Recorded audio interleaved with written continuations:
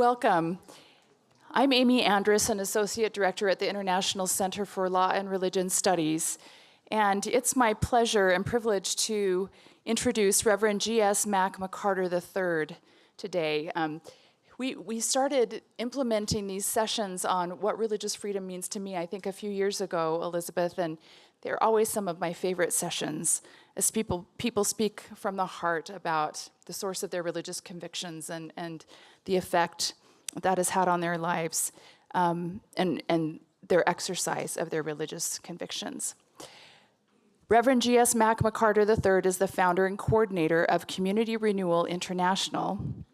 A native of Shreveport, Louisiana, Reverend McCarter holds a BA in religion from Texas Christian University and a Master of Divinity from Bright Divinity School.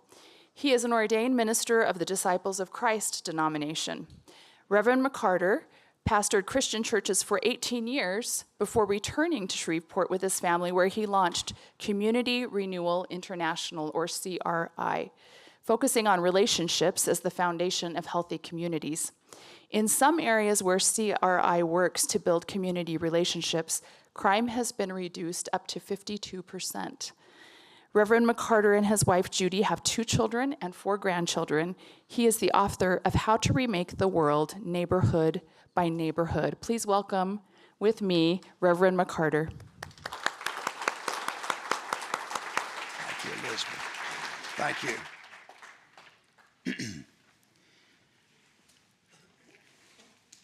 Well, thank you so much, Amy. And it's not simply a pleasure, it has been a spectacular experience for me to be here. And it's been spectacular because of the power and the truth that is resonant, that is coming from hearts and minds on this stage. And so I want to thank Elizabeth and all the team. And I think that if you'll join with me in just giving the entire team a hand, because this has been amazing. It has been. Thank you, Amy. And trust me, I'm old enough to be able to judge what is a good conference from what is a great conference. And this, honestly, is absolutely eye-opening, spectacular. And it fills me with hope. So the title that I've been asked to speak to is Why Religious Freedom Makes a Difference to Me.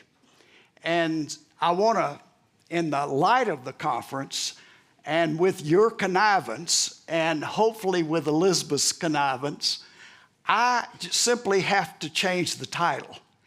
And that is to move from me to we, and go from I to us, because that really is the power of this conference and where it is going. So why does it make a difference to us? And of course we answer that it really is the regnant power that can change the direction of humanity and move us to a place where that great passage in Isaiah, the 11th chapter, talks about the kind of peace and joy and love that can fill this entire globe and all of humanity. When the wolf lives with the lamb and the bear eats hay with the ox, and where the whole earth is filled with the knowledge of the Lord, even as the waters cover the sea. And so religious freedom is a threshold really into the world of the love of God. It's a large on-ramp to that highway of God that can lead to that kind of world which is in the heart of God, and He has placed within every one of us that longing, as it says in Ecclesiastes, that He has given eternity into the hearts of all of the people. It is our hope, it is our wish, and it is our quest, and it is that for which we shall live and move and have our being. And so consequently with this, we we also need to understand that this love that is present all around us must become more than a presence. It has to become a force that can literally shift the direction of our humanity and of our world away from what looks like the days of Noah into the renewed days of Isaiah. So the question is, with us facing the world as it is, how does this on-ramp literally become more than a presence and more than a conference? It becomes a force that lives within us and walks out with us to be able to leaven the world into the kind of world that God wants. Well, one of the things that we have as an ally is the fact that the verdict is in about human beings.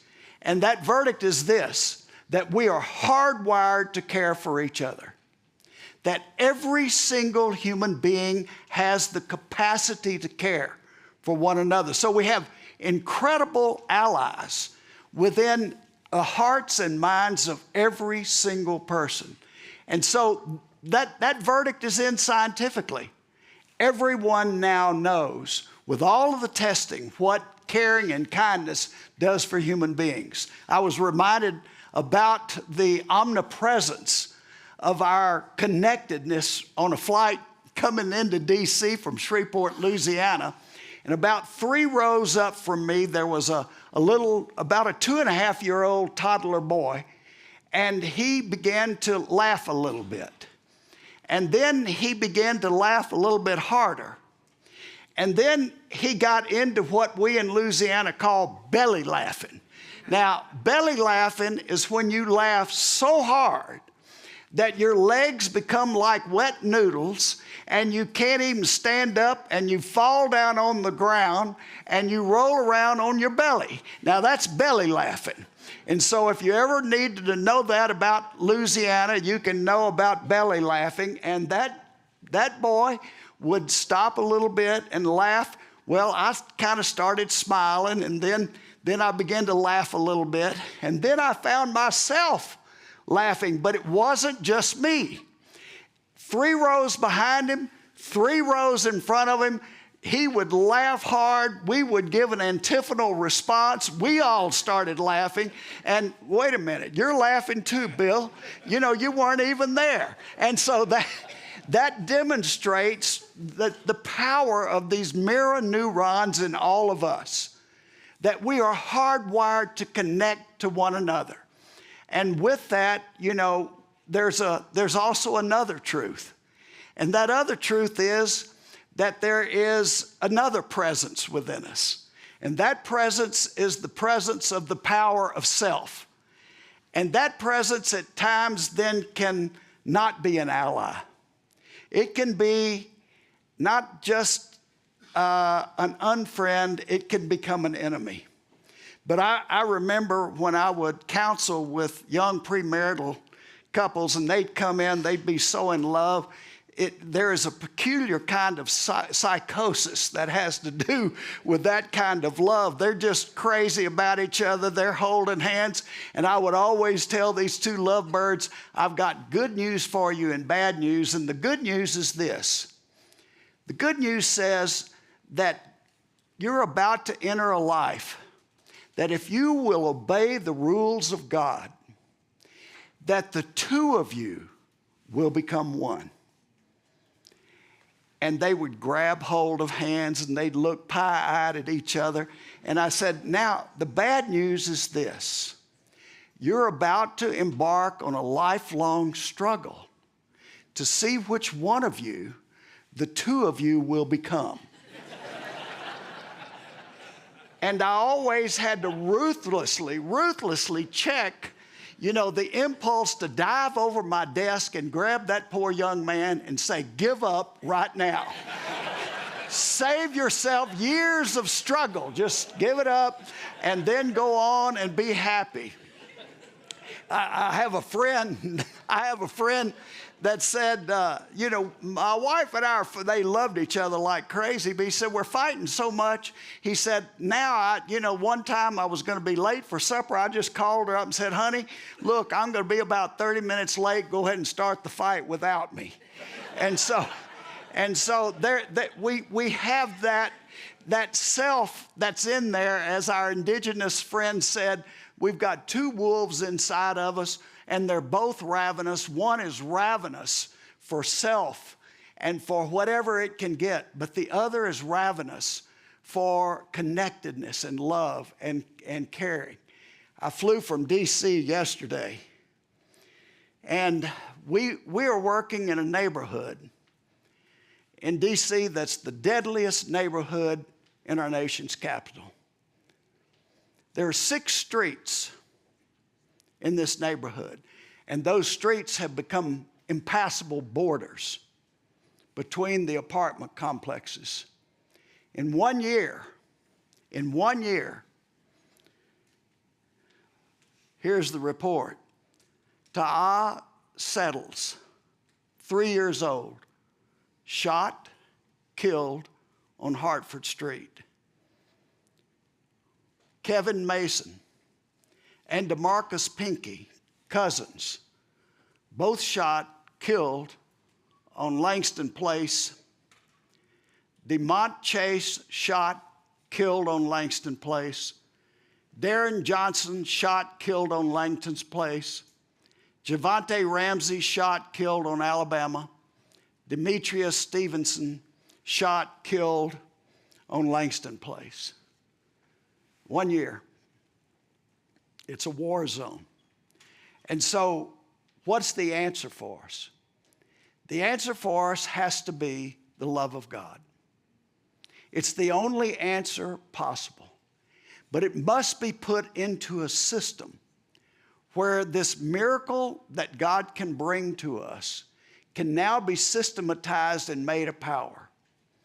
About 20 years ago, I had turned on the television set to watch this incredible show that was about dinosaurs on the Discovery Channel, because I like dinosaurs, and the whole screen was filled with ants, and they were just falling all over each other like crazy, and I was about to hit that channel changer like we guys can do. I can watch 17 channels at once, and so my thumb froze in midair just as the narrator said something. Bang. And I watched the next 4 minutes, and here's what I saw. At the end of that 4 minutes, I went and dialed the 1-800 number and did something I'd never done before, and that is I ordered the tape, and I'd only seen 4 minutes of the entire show, and gave up my sacred Visa number to do it. Well, what did I see, and what did the narrator say? The narrator said, ants have been living in successful societies for millions of years. Well, that beats us.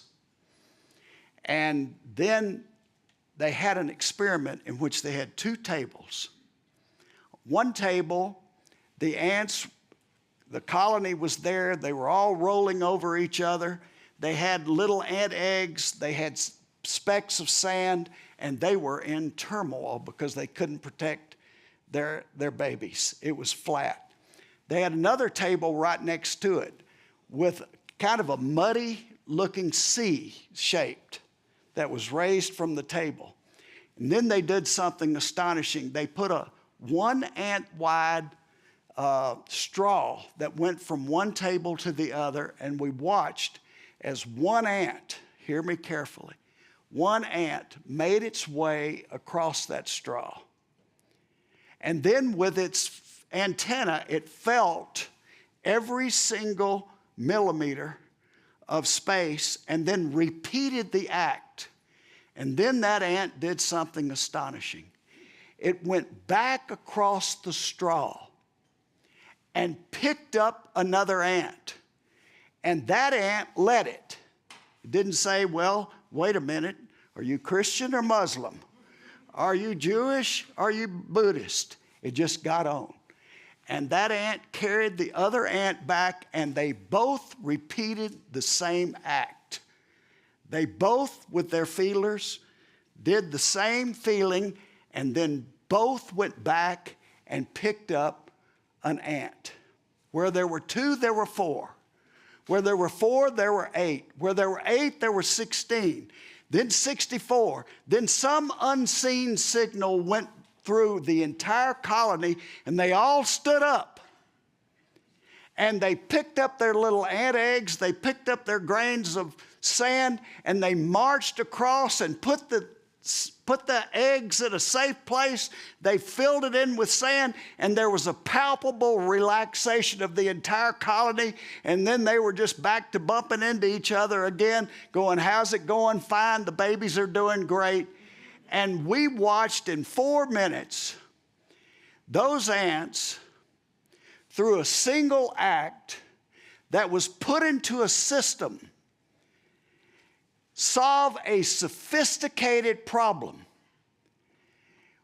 Woodland Terrace, if you take it all the way out to the universe, is the symptom of an entire globe we call and should call neighborhood Earth. And here a speck in the entire universe of 2 trillion galaxies. Our neighborhood is a neighborhood that we were born into and cannot leave and live. And so therefore, how do we solve this? We take the power of love. We place it into everyone to make that decision, to lead us to a new destination, then as human beings to a new destiny. And we march out of this room with a system to say, I will love all people everywhere. I'm committed, and I will do it with all people who have made that commitment, and we will share it, and we will cover the globe. You know, I remember when Desjardins said this, someday, when we have mastered the winds and the waves and gravity and the tides, we will harness for God the energies of love. And in the second time of the history of the earth, man will have discovered fire. God bless you, and God bless this conference as we go forth to cover the world with God's love. Thank you.